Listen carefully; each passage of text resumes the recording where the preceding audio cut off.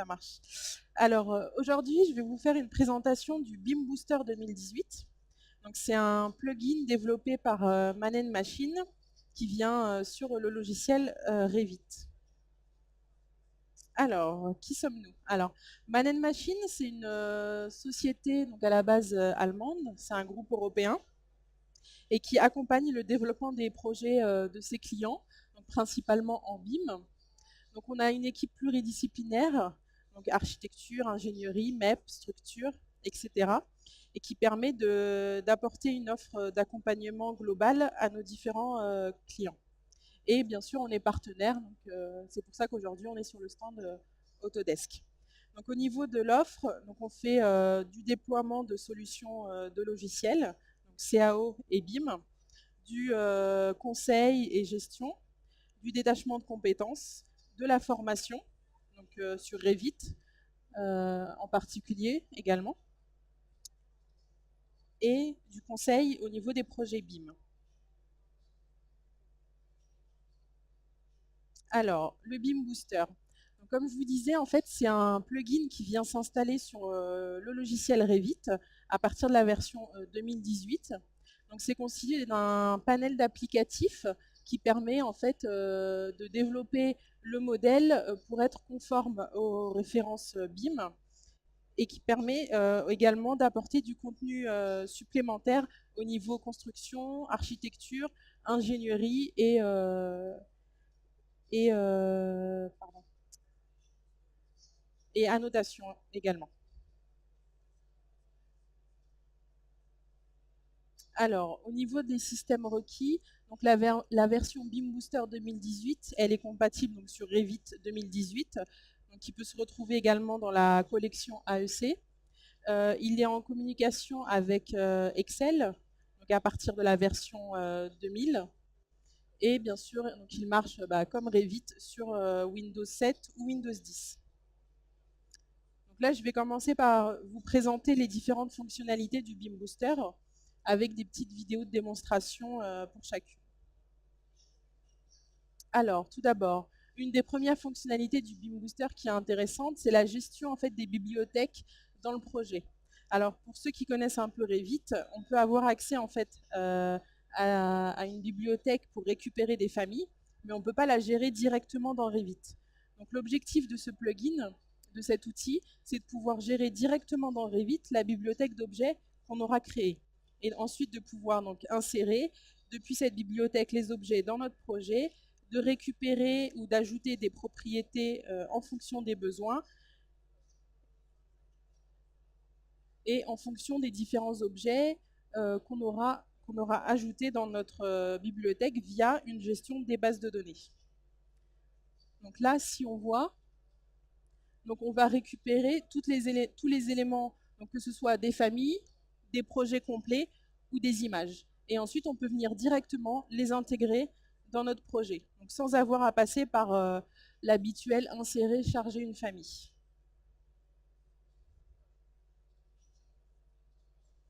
Et donc pareil, on peut gérer pour sélectionner en fonction d'un certain type de paramètres pour retrouver les éléments qu'on a besoin. Et ensuite, on peut exporter cette liste de bibliothèques vers un fichier Excel qu'on aura personnalisé via un gabarit Excel.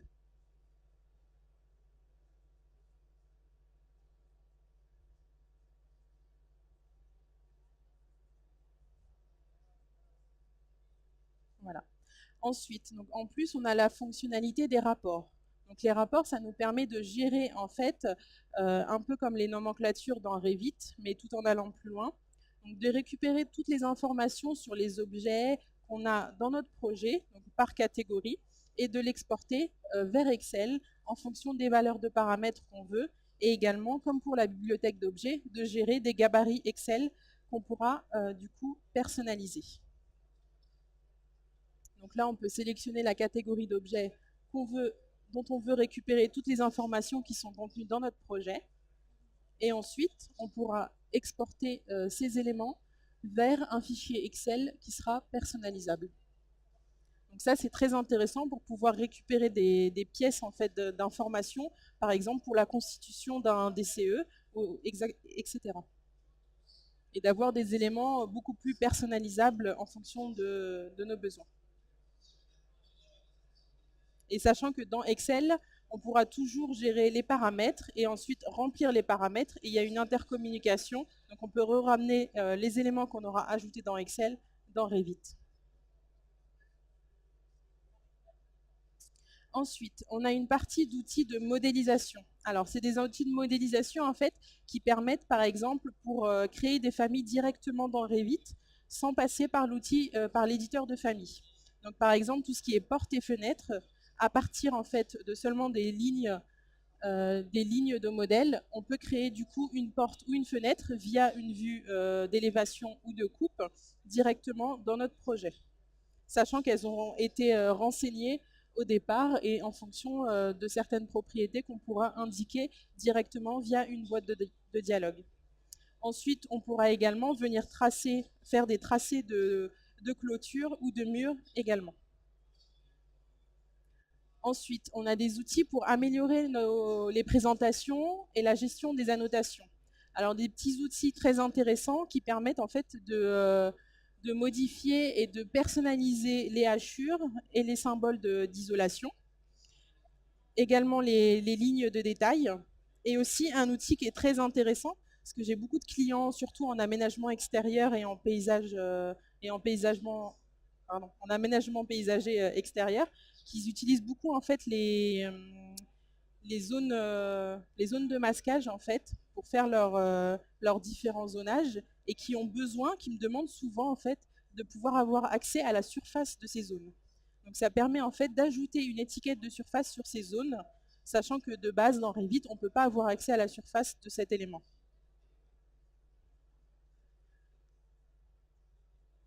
Voilà, et c'est bien sûr lié à la vraie surface de la zone. Alors ensuite, on a des outils aussi très intéressants au niveau des pièces. Donc on a un outil qui permet de gérer en fait la création de planchers automatiques pour les pièces, donc pour gérer les finitions pour les pièces. On a un outil aussi qui nous permet de gérer la création automatique d'élévation intérieure. C'est-à-dire qu'on va sélectionner la pièce et ça va nous gérer automatiquement un ensemble d'élévations depuis l'intérieur de la pièce. Donc là, si on voit,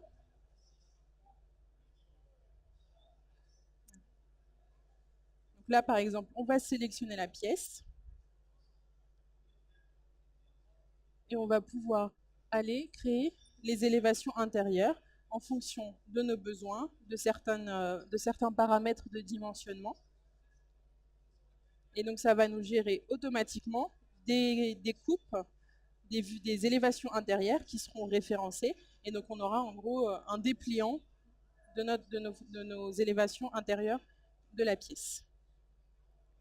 De la même manière, au niveau des pièces, donc on peut gérer en fait la création de planchers pour les finitions intérieures. Ce qui permet de créer automatiquement, via le repérage automatique en fait, des limites de la pièce, on pourra gérer les finitions pour chaque pièce. Donc là, par exemple, on pourra faire certaines pièces avec du carrelage, d'autres avec du parquet, etc. Et donc là, comme je vous disais, ça repère bien en fait les décrochés des portes, etc.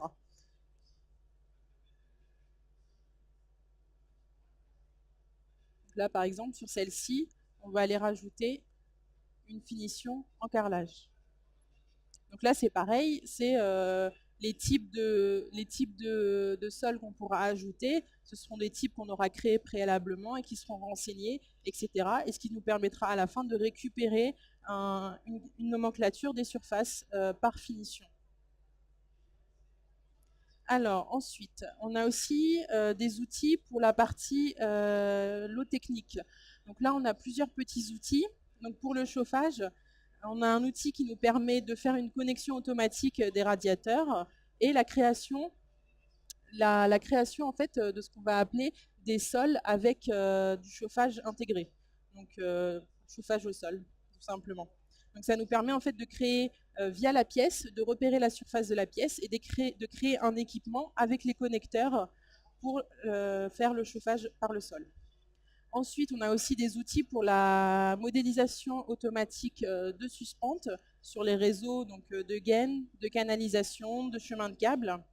On peut gérer aussi, donc là, ce qui est indiqué par longueur courte, en fait, on va pouvoir gérer si on veut avoir un maîtrise réel en fait de nos segments de gaines, par exemple, et de pouvoir gérer en fonction d'un catalogue de fournisseurs qu'on a, de gérer exactement le nombre de segments qu'on devra commander, par exemple.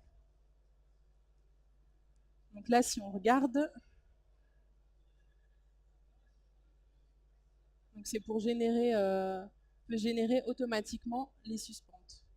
Donc on a juste à sélectionner la gaine,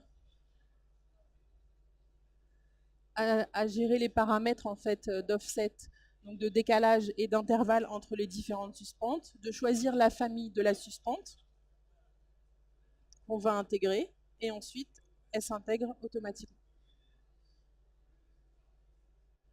Voilà. Et on peut gérer aussi la surface par rapport à laquelle on veut rattacher ces suspentes. Voilà. Et donc c'est des familles de suspentes qui sont bien intégrées. Donc après on pourra du coup avoir un référentiel du nombre de suspentes qu'on a besoin d'intégrer également. Ensuite, on a une partie aussi sur la détection d'interférences. Alors cette partie, elle va plus loin par rapport à Revit, parce que sur Revit, on a déjà un outil de détection d'interférences. Donc là, en fait, ça permet de récupérer ces détections et en fait de venir insérer aux endroits des interférences des familles de réservation automatiquement. Donc là, par exemple, si on suit la petite vidéo, donc on a notre fichier, si elle veut bien se lancer, on va avoir un fichier MEP auquel on aura lié un fichier architecture. On va faire la détection d'interférences sur ce fichier, ce qui va nous générer un rapport d'interférence avec les coordonnées en fait des endroits où est-ce qu'il y a les interférences et où est-ce qu'il faudra intégrer des réservations. Et ensuite, ce fichier, on pourra aller l'importer sur le fichier architecture pour créer automatiquement nos réservations et les vides dans les murs au bon endroit.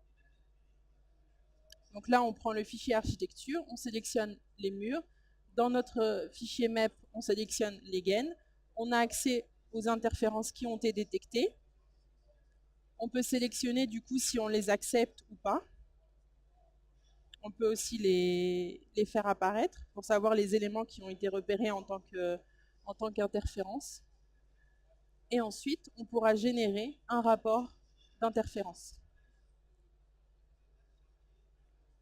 qui ensuite pourra être envoyé vers la maquette archi, donc donné à l'architecte pour l'intégration des vides directement dans la maquette architecture. Bon là, la version, si vous avez fait attention, elle est en allemand. Et en fait, le plugin, ce que je vous disais, en fait, le groupe à la base est allemand.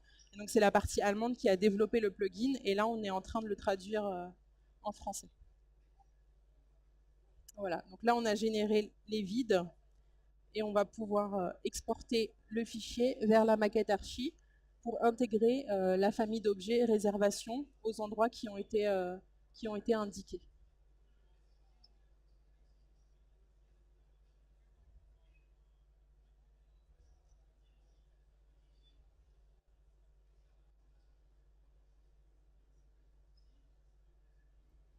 Voilà.